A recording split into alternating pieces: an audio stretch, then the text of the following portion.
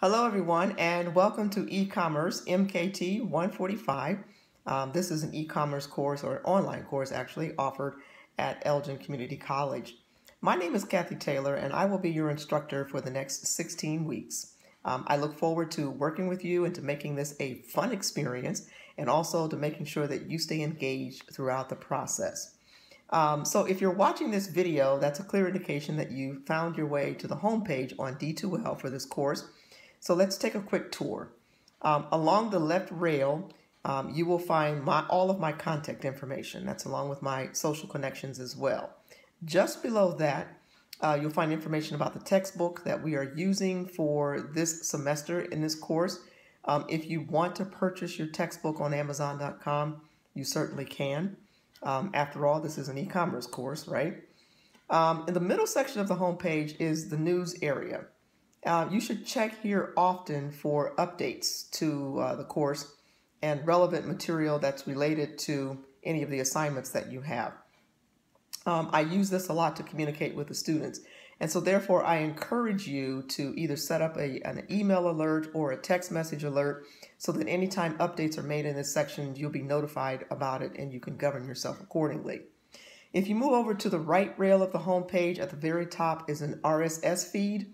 And this is actually links to all of the e-commerce type online resources that we will use throughout the semester. It's a good idea for you to be familiar with these because some of this will be associated with assignments. But these are basically just e-newsletters about e-commerce. And so if you'd like to subscribe to any of those, you can do so. But I like to include these because it's a preview for you of what we're covering, and it also gives you a way of connecting some of what we're talking about in the book to, for instance, a real-world situation. All right, so just below the RSS feed on the right rail is the calendar. Now, I've intentionally set this up in such a way that you can get a quick glance of the assignments or quizzes or case studies or anything that is due for that particular week. So this is a good way to help you stay organized and also manage your assignments.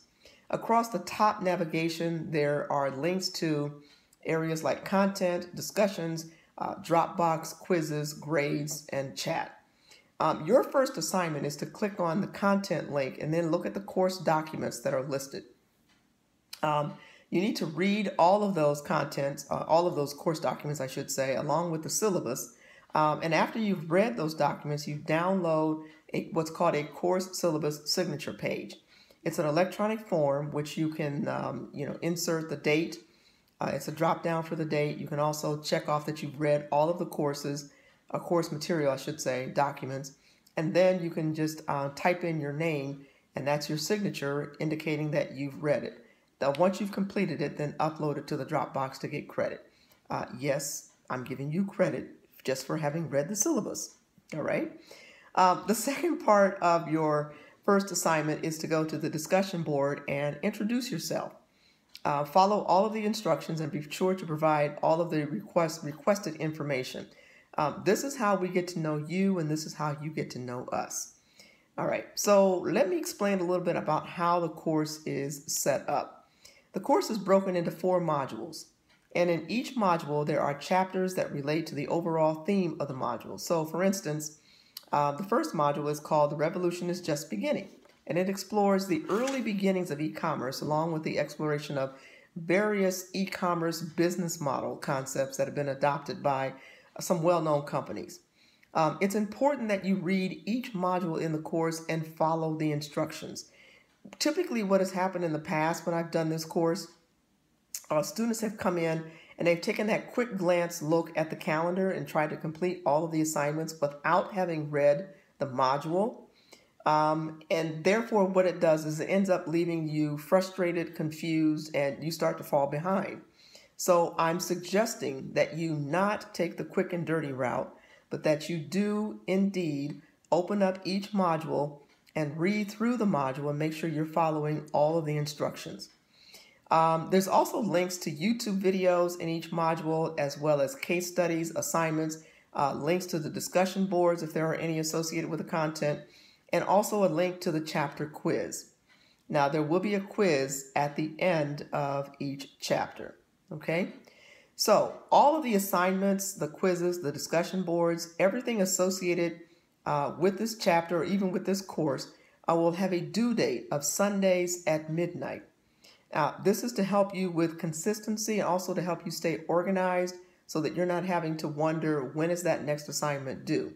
So it's a good idea to make a mental note that all of your assignments will be due Sundays at midnight. I know when you take an online course, you kind of think you have more flexibility, and you do, but we just need to bring some structure to this, okay?